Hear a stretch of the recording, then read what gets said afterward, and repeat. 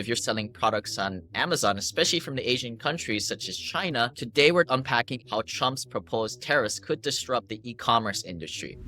E-commerce in the United States has been on fire these last several years, with retail sales hitting $870 billion in 2021 and making up 13.2% of all retail sales. All these new record highs with every Cyber Monday, year after year. This explosion in growth has been fueled by the globalization and streamline of supply chains, especially coming from Asia. But Mr. Trump doesn't like that stuff. And with the return of tariffs coming in, we're looking at some serious headwinds for some online sellers out there. Let's dive into what these mean in terms of costs, supply chains, and other opportunities that you might find out there. So let's start with the first one, these rising costs and eroding margins. Now, these tariffs are going to be essentially taxes on the imports. Trump has floated around the idea of a 10 to 20% tariff on all imports and a potential of 60 to 100% tariff on all Chinese goods. It means that's essentially going to erase your profit margin. Now, for context, the National Retail Foundation estimates that these tariffs could cost American consumers between 46 billion to 78 billion annually. And if you sell clothing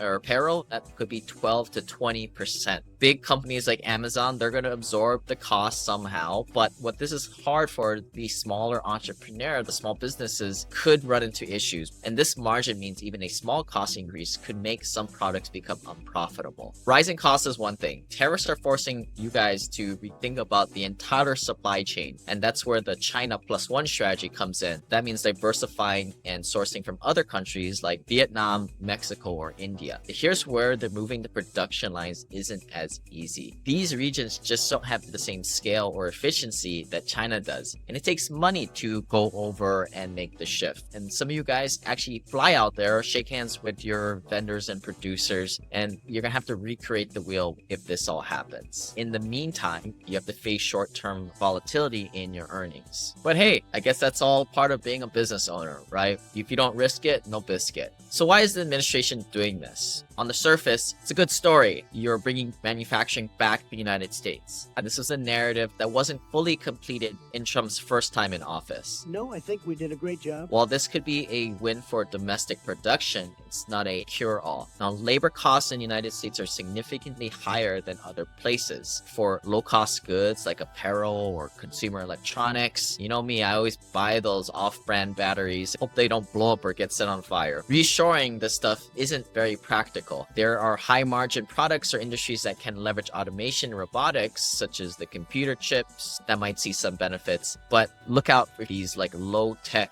type of products. A lot of us in our community are real estate investors. We've made a lot of money with multifamily, but we also have been watching investing in logistics and warehouse properties. And the reason being is that these tariffs could create these supply chain changes that creates a demand for advanced logistics solutions. Now, this may be temporary, but this could also be a new way that the supply chain is switched so that companies may need to have real-time inventory tracking, supply chain optimization, and increase the needs for warehouse real estate domestically. So if you think about it, like business needs to stockpile the inventory to dodge these tariff hikes and may want to stock up before it all gets put into place. These warehouses are going to be necessary to implement that short-term strategy. A few takeaways that I've learned from some of the masterminds I'm in. First thing, access your exposure, right? Where are you getting your imports from? You might want to diversify where it comes from. The China plus one idea. You then may want to find resilient players that favor scale and pricing power to weather this storm, because there's going to be a storm coming. We don't know if it's going to be good at the end of the day, meaning that it may kill some of your competitors out there is the good way of looking at this. You may want to change your product lines. Other adjacent industries, automation, logistics, and supply chain tech could be the big winners through all of this, and the real estate that houses this stuff. And then, of course, you might want to diverse yourself geographically just in case one tariff gets put on a certain country, which at this point, if you look at the fun betting sites out there, we're looking at the chances of this happening around the 60% range. I'm not saying it will happen, but it's a symbolic trade war. Bottom line, this is going to create a change for e-commerce and create opportunities for good business owners to take advantage of it. Just like how we've seen commercial real estate come down 20 to 30% off the peaks since 2022, 2023, we're able to stay alive and capitalize on a lot of people leaving the market. Another is when mortgage lenders or real estate brokers, their volumes went way down because people weren't buying houses because of the sky high interest rates. That was a good time to just stay in business and hunker down as all your amateur, more leisurely real estate agents and mortgage brokers left the industry. It's the same thing here. Keep powering through.